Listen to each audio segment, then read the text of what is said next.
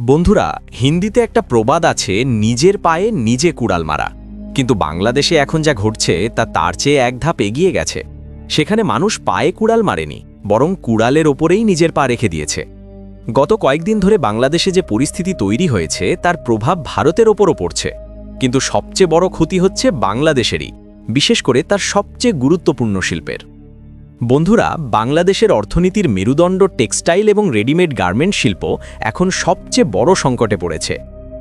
খবর অনুসারে দেশের অনেক বড় শিল্পাঞ্চলে পরিস্থিতি এতটাই ভয়াবহ হয়ে গেছে যে কারখানাগুলোতে তালা ঝুলিয়ে দিতে হয়েছে।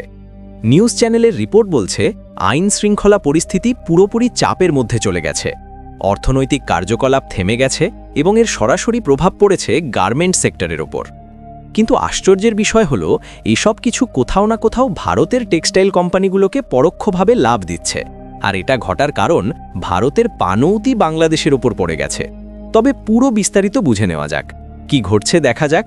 কিন্তু এগোবার আগে এই ভিডিওটা একটা লাইক করে চ্যানেলটা সাবস্ক্রাইব করে নিন, কারণ আপনার কাছে এটা 1 সেকেন্ডের কাজ মাত্র, কিন্তু আমাদের জন্য অনেক বড় সাহায্য হয়। ভালো করে দেখলে ঢাকার আশেপাশের 3টে বড় টেক্সটাইল হাব এখন পুরোপুরি প্রভাবিত হয়েছে। গাজীপুর, সাভার এবং নারায়ণগঞ্জের মতো এলাকা, যেখানে হাজার হাজার কারখানা প্রতিদিন লক্ষ লক্ষ পোশাক তৈরি করত, সেখানে কাজ পুরোপুরি বন্ধ করে দেওয়া হয়েছে। কারখানা মালিকরা স্পষ্ট বলে দিয়েছেন, বর্তমান পরিস্থিতিতে শ্রমিকদের নিরাপত্তাই সবচেয়ে বড় প্রশ্ন হয়ে দাঁড়িয়েছে, তাই অস্থায়ীভাবে উৎপাদন বন্ধ করে দেওয়া হয়েছে। বন্ধুরা, এগুলো বাংলাদেশের রাজধানী ঢাকার উপশহরের এলাকা, মানে সংকট দূরের এলাকায় সীমাবদ্ধ নয়, রাজধানীর আশেপাশেও ছড়িয়ে পড়েছে। পরিস্থিতি এতটাই ভয়াবহ হয়ে গেছে যে বড় বড় শিল্প গ্রুপগুলো ভয়ের পরিবেশে সিদ্ধান্ত নিতে বাধ্য হয়েছে। বাংলাদেশের সবচেয়ে বড় কংগ্লোমারেটগুলোর একটাও তার অনেক ইউনিট অস্থায়ীভাবে বন্ধ করে দিয়েছে। কোম্পানিগুলোর ভয়, সাপ্লাই চেইন পুরোপুরি ভেঙে পড়তে পারে, পরিবহনে বাধা পড়ছে এবং রাতের সময় চলাচলে বড় অনিশ্চয়তা আছে। কারখানা ম্যানেজমেন্ট কোনো শ্রমিকের সাথে কোনো অনর্থ হওয়ার ঝুঁকি নিতে চায় না। এই কারণেই উৎপাদন পুরোপুরি বন্ধ করে দেওয়া হয়েছে অথবা খুব সীমিত পর্যায়ে চলছে। বন্ধুরা, এই সংকট কারখানাগুলোতে সীমাবদ্ধ নয়। পেট্রোল পাম্প, পরিবহন কোম্পানি, কোল্ড স্টোরেজ এবং প্রয়োজনীয় জিনিস সরবরাহকারী এজেন্সিগুলোও প্রভাবিত হয়েছে। ঢাকা এবং আশেপাশের এলাকায় প্রয়োজনীয় জিনিসের আসা যাওয়ায় বড় বাধা পড়ছে। এর মানে স্পষ্ট, বাংলাদেশের অর্থনৈতিক যন্ত্র এখন ধীরে নয়, প্রায় থেমে গেছে বলে মনে হচ্ছে। এখানেই এই পুরো গল্পের সবচেয়ে গুরুত্বপূর্ণ অংশ আলোতে আসছে। বাংলাদেশের টেক্সটাইল এবং রেডিমেড গার্মেন্ট শিল্প তার কতটা গুরুত্বপূর্ণ তা পরিসংখ্যান থেকে বোঝা যায়। দেশের মোট রপ্তানি আয়ের প্রায় 84% এই সেক্টর থেকেই আসে। জিডিপিতে এর অবদান প্রায় 15% এবং প্রায় 45 লক্ষ লোক এই শিল্প থেকেই চাকরি পায়।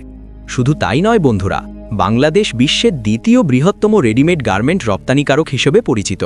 চীনের পর তার নাম আসে। আমেরিকা এবং ইউরোপের মতো বড় বাজারে বাংলাদেশের পোশাকের বড় অংশ থাকত। কিন্তু এখন কারখানা বন্ধ হয়ে গেছে এবং শ্রমিকরা কাজে যেতে পারছেন না বলে এই পুরো ব্যবস্থা ধ্বংস হয়ে যাচ্ছে। আর এই সময়ই ভারতের দিক থেকে একটা আকর্ষণীয় ছবি দেখা যাচ্ছে।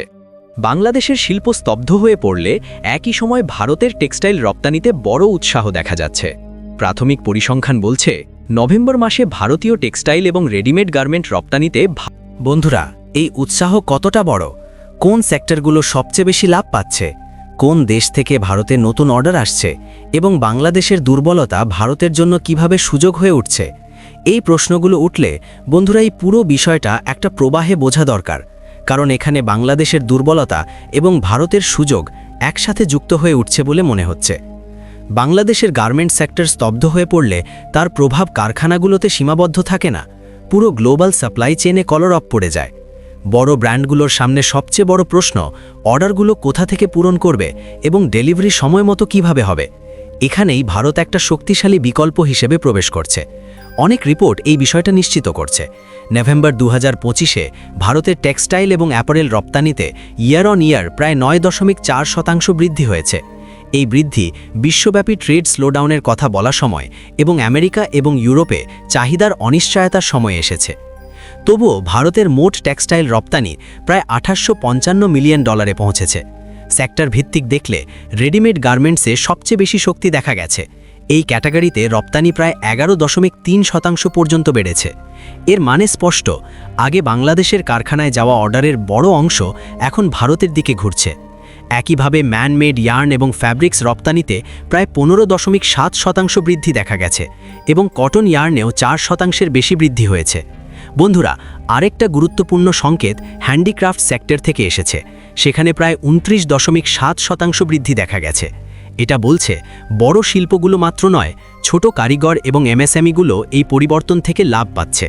গ্লোবাল মার্কেটে ভারতের ভ্যালু অ্যাডেড এবং ঐতিহ্যবাহী পণ্যের চাহিদা দ্রুত বাড়ছে।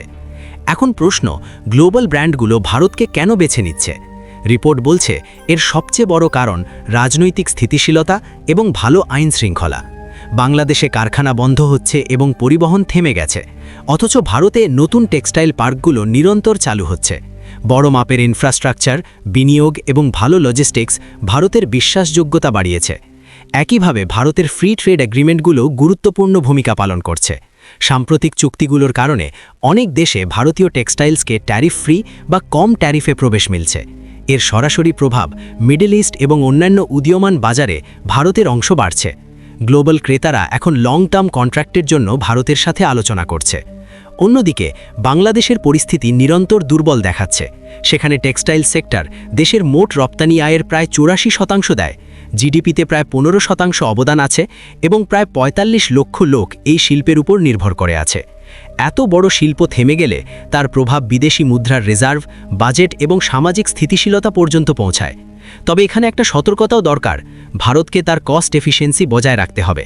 বিদ্যুৎ, লজিস্টিক্স এবং শ্রম সংক্রান্ত চ্যালেঞ্জগুলো নিয়ন্ত্রণে রাখতে হবে, যাতে আমরা দীর্ঘকালীন প্রতিযোগিতায় থাকতে পারি। তাহলে আজ যে অর্ডারগুলো জোর করে ভারতে আসছে, কাল সেগুলো স্থায়ীভাবে এখানেই থেকে যেতে পারে। সামগ্রিক ছবি স্পষ্ট। বাংলাদেশে চলমান অস্থিরতা তার সবচেয়ে শক্তিশালী শিল্পকে দুর্বল করে দিয়েছে। একই সময়ে ভারতের স্থিতিশীলতা, প্রস্তুতি এবং বিশ্বাসের ভিত্তিতে এই সংকটকে সুযোগে পরিণত করা শুরু করেছে। আগামী সময়ে এই পরিবর্তন কতটা গভীর এবং কতটা স্থায়ী তা নির্ধারণ করবে। এতক্ষণ ধরে আপনারা এই পুরো বিষয়টা কিভাবে দেখছেন? আপনার মতামত কমেন্ট সেকশনে অবশ্যই জানান। ভিডিও ভালো লাগলে লাইক এবং শেয়ার করতে ভুলবেন না, এবং এরকম খবরের সাথে আপডেটেড থাকতে চাইলে চ্যানেলটা সাবস্ক্রাইব করে বেল আইকন অলে সিলেক্ট করে নিন। জয় হিন্দ।